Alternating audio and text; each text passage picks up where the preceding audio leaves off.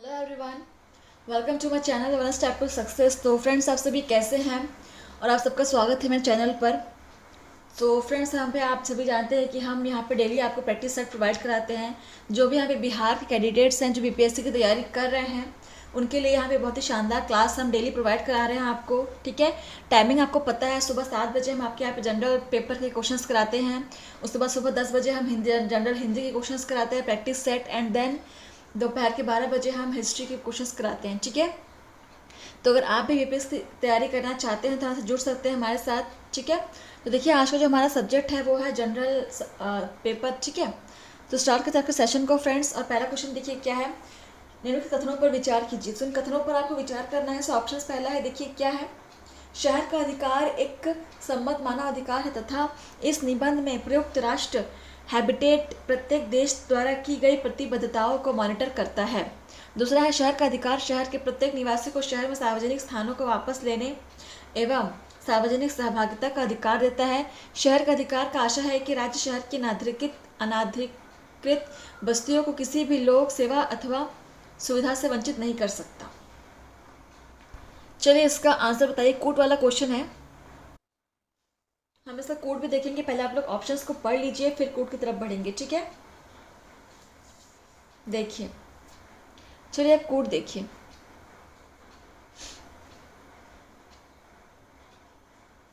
चलिए बताइए कौन कौन से ऑप्शन यहाँ पे बिल्कुल सही है। तो फ्रेंड्स यहाँ पे देखिए ऑप्शन फर्स्ट और थर्ड जो है आपका बिल्कुल सही है। ठीक है, देखते हैं कौन से कोड में दिया हुआ है। सॉरी, ऑप्शन फर्स्ट और सेकंड सही है, थर्ड नहीं, ऑप्शन फर्स्ट और सेकंड। ठीक है, ये फर्स्ट और सेकंड सही है। चलो देखते हैं कौन से कोड में दिया हुआ है। ऑप्शन सी में दिया हुआ है। ठीक है, चलो ऑप्शन सी इज करेक्ट। चलो अगला क्वेश्चन देखते हैं क्या है। ये भी कोर्ट वाला क्वेश्चन ही है। भारत के संदर्भ में इन कथनों पर विचार कीजिए। ऑप्शंस देखिए क्या है, न्यायिक हिरासत का अर्थ है कि अभियुक्त संबंधित मजिस्ट्रेट की हिरासत में है और ऐसे अभियुक्त को पुलिस स्टेशन के हवालात में रखा जाता है, ना कि जेल में। दूसरा है, न्यायिक हिरासत के दौरान मामले के प्रभारी पुलिस अधिकारी न्यायालय की अनुमति के बिना संदिग्ध व्यक्ति से पूछताछ नहीं कर सकते। तो कौन कौन सा कथन यहाँ पे बिल्कुल सही है, आप लोग आंसर कीजिएगा। बहुत ही अच्छा क्वेश्चन है ये भी आपका, इसको आप नोट करना चाहे तो कर सकते हैं। तो फिलहाल ये तो आपके प्रीवियस ईयर क्वेश्चन ही है। मैंने आपको पहले ही बताया हुआ कि अभी हम आपके प्रीवियस ईयर क्वेश्चन सॉल्व कर रहे हैं। आज का जो क्वेश्चन है वो है आपका 2021 के previous year question general paper का। ठीक है, तो प्रीवियस ईयर क्वेश्चन को हम पहले सॉल्व करेंगे, फिर हम आगे नए क्वेश्चन देखेंगे। ठीक है, देखिए इसका आंसर क्या हो जाएगा, देखते हैं। तो फ्रेंड्स देखिए यहाँ पे केवल ऑप्शन 2 ही सही रहेगा। ठीक है, तो ऑप्शन 2 ही करेक्ट होगा। देखिए कौन सा ऑप्शन यहाँ पे दिया हुआ है, ऑप्शन बी में ही दिया हुआ है। ठीक है, तो ऑप्शन बी इज करेक्ट। अगला क्वेश्चन देखिए 63, ये भी कूट वाला क्वेश्चन है। देखिए क्या है, भारत के संदर्भ में कथनों पर विचार कीजिए। ऑप्शंस है, जब एक कैदी पर्याप्त आधार प्रस्तुत करता है तो ऐसे कैदी को पैरोल मना नहीं किया जा सकता, क्योंकि वह उसके अधिकार का मामला बन जाता है। कैदी को पैरोल पर छोड़ने के लिए राज्य सरकारों को अपने नियम है, सरकारों के अपने नियम है। तो बताइए कौन कौन से ऑप्शन यहाँ पे सही है और कौन गलत है।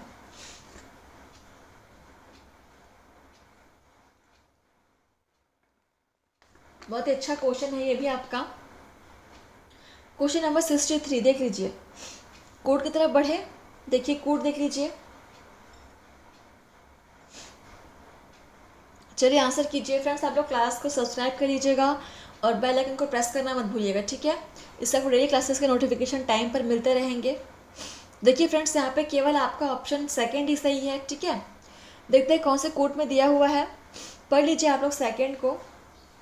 ठीक है, देखिए यहाँ पे कौन से कोड में दिया हुआ है, केवल 2, बिल्कुल ऑप्शन बी में दिया हुआ है। ठीक है, देखिए अगला क्वेश्चन क्या है हमारा 64, सिंगल क्वेश्चन है।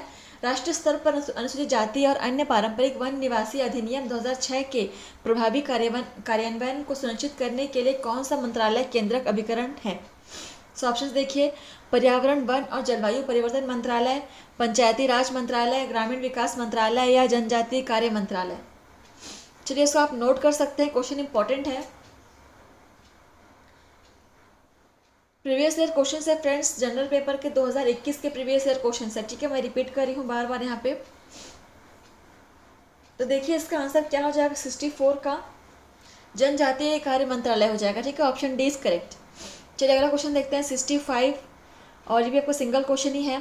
कानून को लागू करने के मामले में कोई विधान जो किसी कार्यपालक अथवा प्रशासनिक प्राधिकारी को अनिर्देशित एवं अनियंत्रित विवेकाधिकार देता है, भारत के संविधान में निम्नलिखित अनुच्छेदों में से किसका उल्लंघन करता है? अनुच्छेद 14, अनुच्छेद 28, अनुच्छेद 32 या अनुच्छेद 44। पहले क्वेश्चन को अच्छे से पढ़ लीजिए, समझ लीजिए कि क्या पूछना चाह रहा है आपसे, फिर आंसर कीजिए, ठीक है? जल्दबाजी में गड़बड़ी नहीं करना है। अच्छा क्वेश्चन है ये भी। इसके हर एक क्वेश्चन तो अच्छे ही होंगे क्योंकि प्रीवियस ईयर क्वेश्चन एग्जाम में आए हुए क्वेश्चन है, ठीक है? और एग्जाम में आए हुए क्वेश्चन को आप इग्नोर नहीं कर सकते फ्रेंड्स। तो देखिए इसका आंसर आपका क्या हो जाएगा, अनुच्छेद 14, ठीक है? तो अनुच्छेद 14 को उल्लंघन करता है, option first is correct, note कर लेंगे इसको। अगले देखते हैं क्वेश्चन नंबर यहाँ पे 66 क्या है, और ये आपका भी सिंगल क्वेश्चन है। देखिए, भारतीय राज्य व्यवस्था में निम्नलिखित में से कौन सी अनिवार्य विशेषता है जो यह दर्शाती है कि उसका स्वरूप संघीय है? ऑप्शन है यहाँ पे, न्यायपालिका की स्वतंत्र सुरक्षित है, न्यायपालिका की स्वतंत्रता सुरक्षित है, संघ की विधायिका में संगठक इकाइयों के निर्वाचित प्रतिनिधि होते हैं, केंद्रीय मंत्रिमंडल में क्षेत्रीय पार्टियों के निर्वाचित प्रतिनिधि हो सकते हैं, या मूल अधिकार न्यायालयों द्वारा प्रवर्तनीय है। चलिए आंसर कीजिए, कौन सा यहाँ पे आंसर बिल्कुल सही हो जाएगा? Question number 66। देखिए क्वेश्चन को पढ़ा आप लोगों ने, भारतीय राज्य व्यवस्था में निम्नलिखित में से कौन सी अनिवार्य विशेषता है जो यह दर्शाती है कि उसका स्वरूप संघीय है? तो राइट आंसर हो जाएगा यहाँ पे ऑप्शन फर्स्ट, ठीक है? न्यायपालिका स्वतंत्रता सुरक्षित है, ठीक है? देखते हैं अगला क्वेश्चन क्या है आपका 67, और ये भी सिंगल क्वेश्चन ही है। देखिए क्या है, निम्नलिखित में से कौन सा राज्य शब्द को सर्वोत्तम रूप से परिभाषित करता है? राज्य शब्द को, ठीक है? सो देखिए ऑप्शंस क्या है यहाँ पे, व्यक्तियों का एक समुदाय जो बिना किसी बाह्य नियंत्रण के एक निश्चित भूभाग में स्थायी रूप से निवास करता है, जिसकी एक संगठित सरकार है।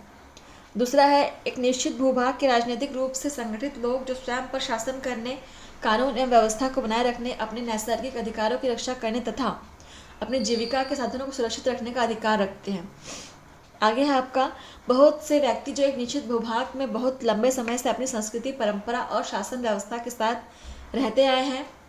एक निश्चित भूभाग में स्थायी रूप से रह रहा समाज जिसकी एक केंद्रीय प्राधिकारी तथा केंद्रीय प्राधिकारी के प्रति उत्तरदायी कार्यपालिका और एक स्वतंत्र न्यायपालिका है। देखिए क्वेश्चन रहा आपका ये, पढ़िए पहले आप लोग दो ऑप्शन को देखिए, फिर हम आगे बढ़ेंगे, ठीक है? देखिए ऑप्शन सी और डी को भी देख लीजिए, फिर आंसर कीजिए।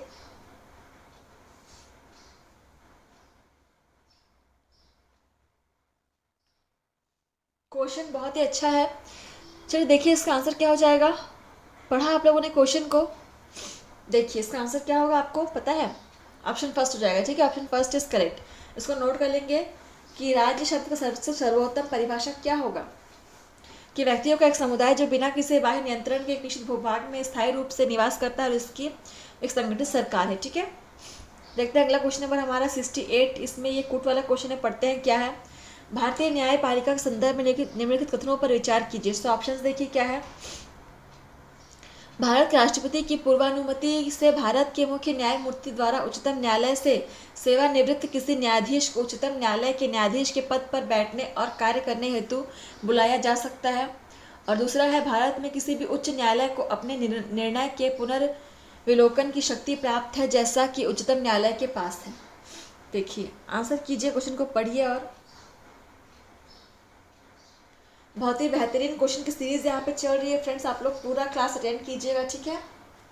और क्लास के एंड में मुझे बताएंगे कि आप सेशन आपको कैसा लगा। देखिए कूट देख लीजिए अब आप लोग,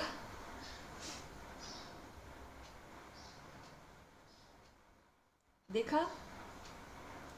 तो देखिए यहाँ पे कौन कौन से कथन बिल्कुल सही है बताना है आपको। तो कथन यहाँ पे पहला और दूसरा दोनों ही सही है, ठीक है? देखते हैं कौन से कूट में दिया हुआ है 68 का। तो ऑप्शन सी में दिया हुआ है, बिल्कुल दोनों ऑप्शन दिए हुए हैं। तो अगला क्वेश्चन देखते हैं हम 69 क्या है। भारत के संदर्भ में निम्नलिखित कथनों पर विचार कीजिए। तो ऑप्शन है भारत में केवल एक ही नागरिकता और एक ही अधिवास है। जो व्यक्ति जन्म से नागरिक हो केवल वही राष्ट्राध्यक्ष बन सकता है। जिस विदेशी को एक बार नागरिकता दे दी गई है किसी भी परिस्थिति में उससे इससे वंचित नहीं किया जा सकता। देखिए भारत के संदर्भ में कुछ यहाँ पे कथन दिए हुए हैं, उनको आप पढ़िए और बताइए कौन कौन से कथन यहाँ पे बिल्कुल सही है। ठीक है,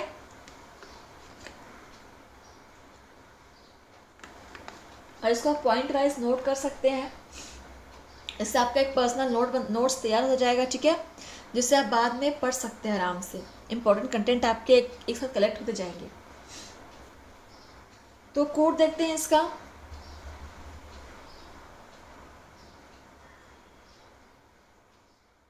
देखिए तो फ्रेंड्स देखिए यहाँ पे केवल ऑप्शन फर्स्ट ही सही है। ठीक है, केवल ऑप्शन फर्स्ट ही यहाँ पे सही है, बाकी दोनों गलत हैं। देखते हैं कौन से ऑप्शन में दिया हुआ है। केवल एक हमारा ऑप्शन ए में ही दिया हुआ है ना, ऑप्शन फर्स्ट। चलिए अगला क्वेश्चन देखते हैं क्या है। 70 सिंगल क्वेश्चन है। देखिए क्या है, निम्नलिखित में से कौन सा कारक किसी उदार लोकतंत्र में स्वतंत्रता की सर्वोत्तम सुरक्षा को नियत करता है। ऑप्शन है एक प्रतिबद्ध न्यायपालिका, शक्तियों का केंद्रीकरण, निर्वाचित सरकार, शक्तियों का पृथक्करण। चलिए पढ़िए, क्वेश्चन को समझिए फिर आंसर कीजिए। आप लोग बिना क्वेश्चन को समझे आंसर नहीं करेंगे। ठीक है, क्योंकि ये थोड़े आपके अलग टाइप के क्वेश्चन हैं, इनको आपको समझना पड़ेगा। ठीक है, इनको आप अच्छे से याद नहीं कर सकते, बस इनको समझ के आप इनको आंसर करना है आपको। देखिए 70 इसका आंसर क्या हो जाएगा, शक्तियों का पृथक्करण। ठीक है, ऑप्शन डी इज करेक्ट। इसको नोट डाउन कर लेंगे, क्वेश्चन सहित नोट करेंगे आंसर को। क्वेश्चन नंबर देखिए अगला 71, और ये आपका कोट वाला क्वेश्चन है। पहले हम लोग पढ़ते हैं क्वेश्चन को। सवाना की वनस्पति में बिखरे हुए छोटे वृक्षों के साथ घास के मैदान होते हैं, किंतु विस्तृत क्षेत्र में कोई वृक्ष नहीं होते हैं। ऐसे क्षेत्रों में वन विकास सामान्यतः एक या एकाधिक या कुछ परिस्थितियों के संयोजन के द्वारा नियंत्रित होता है। ऐसी परिस्थितियां निम्नलिखित में से कौन सी हैं। सो पढ़ लिया आप लोगों ने क्वेश्चन को, फिर देखते हैं इसके ऑप्शन क्या दिए हुए हैं। बेलकारी प्राणी और दिमाग, अग्नि, चरने वाले तृणभक्षी प्राणी या हर्बीवोरस, मौसमी वर्षा या मृदा के गुण। तो देखिए इसको आप लोग पढ़ लीजिए, क्वेश्चन और ऑप्शन को साथ में देखिए, फिर हम कोड की तरफ बढ़ेंगे। ठीक है, दिख रहा है आप लोगों को क्वेश्चन भी और ऑप्शन भी दोनों साथ में। पढ़िए, अच्छे से पढ़िएगा, समझेंगे तभी आंसर करेंगे। ठीक है, देखिए तो देखते हैं इसका कोड क्या दिया हुआ है।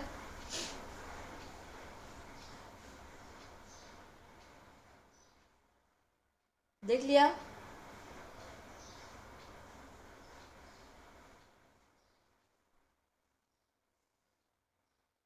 तो देखिए यहाँ पे जो सही आंसर आपका हो जाएगा वो हो जाएगा अग्नि, चरने वाले तृणभक्षी प्राणी या हर्बीवोरस और मौसमी वर्षा। ठीक है, 3, 2, 3 और 4 हो जाएगा इसका आंसर। देखते हैं कहाँ पे दिया हुआ है, 2, 3 और 4। ठीक है, देखिए दिख रहा है आपको ऑप्शन सी में। ठीक है, अगला क्वेश्चन देखते हैं हमारा 72 क्या है, और ये बिल्कुल आपका कोट वाला क्वेश्चन है। देखिए दोनों आपको साथ में देखे जाएंगे ऑप्शन और क्वेश्चन। देखिए पृथ्वी ग्रह पर जल के संदर्भ में निम्नलिखित कथनों पर विचार कीजिए। तो ऑप्शन है नदी और झीलों में जल की मात्रा भूजल की मात्रा से अधिक है। ध्रुवीय हिमछत और हिमनदों में जल की मात्रा भूजल की मात्रा से अधिक है। बताइए दोनों में से कौन सा कथन सही है, कौन सा गलत है, कि दोनों सही है कि दोनों गलत है। आंसर कीजिए। बहुत ही अच्छा और इजी क्वेश्चन है, इसको तो नोट करने की ज़रूरत नहीं है, इसको आप याद रख सकते हैं।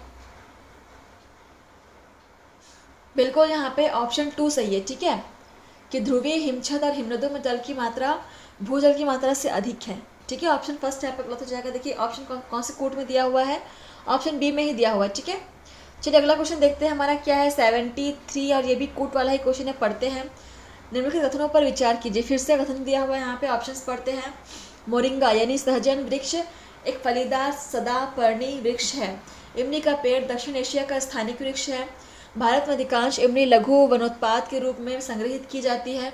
भारत इमली और मोरिंगा के बीज निर्यात करता है। मोरिंगा और इमली के बीजों का उपयोग जैव ईंधन के उत्पादन में किया जाता है। चलिए पढ़िए और आंसर कीजिए कौन सा कथन यहाँ पे सही हो जाएंगे।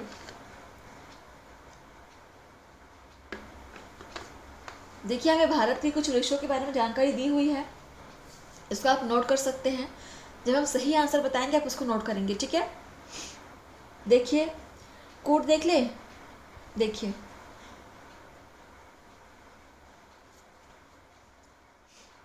चलिए देखिए, तो फ्रेंड्स देखिए यहाँ पे ऑप्शन तीसरा बिल्कुल सही है, चौथा भी सही है और पांचवा भी सही है। ठीक है, देखते हैं कहाँ पे दिया हुआ है तीसरा, चौथा और पांचवा ऑप्शन। देखिए कहाँ दिया हुआ है, बिल्कुल ऑप्शन बी में दिया हुआ है, यही आपका सही आंसर हो जाएगा। ठीक है, अगला क्वेश्चन देखते हैं 74, क्या भारत में काली कपास मृदा की रचना निम्नलिखित में से किसके अपक्षय से हुई है?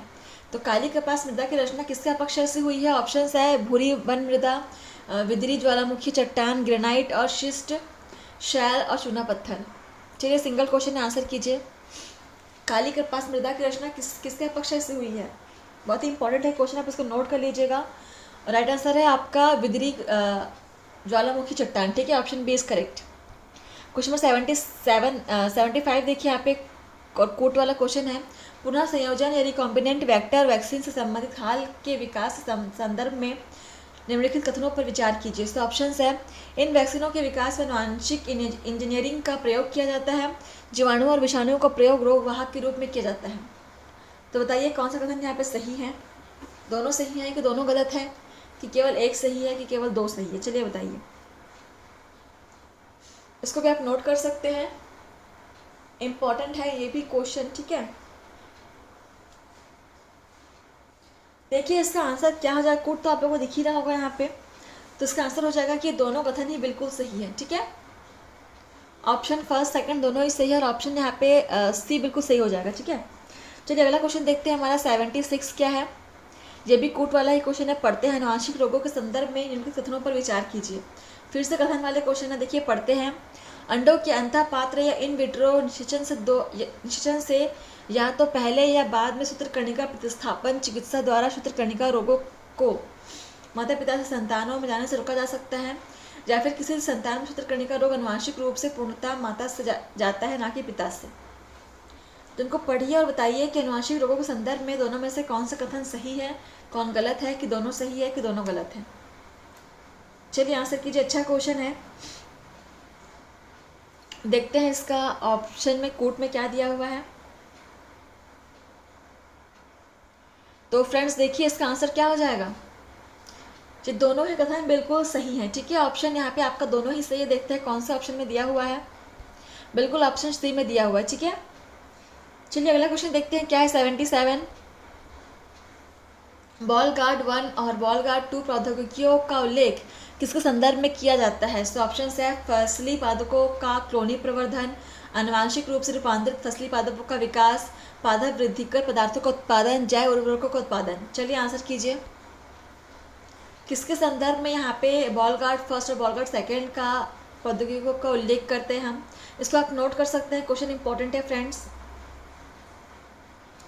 और राइट आंसर हो जाएगा आपका ऑप्शन बी। ठीक है, आनुवांशिक रूप से रूपांतरित फसलों का विकास। चलिए देखते हैं अगला क्वेश्चन नंबर 78 क्या है, कूट वाला ही है आपका। देखते हैं, किसी प्रेशर कुकर में जिस तापमान पर खाद्य पकाए जाते हैं वह मुख्यतः निम्नलिखित में से किस पर निर्भर करता है?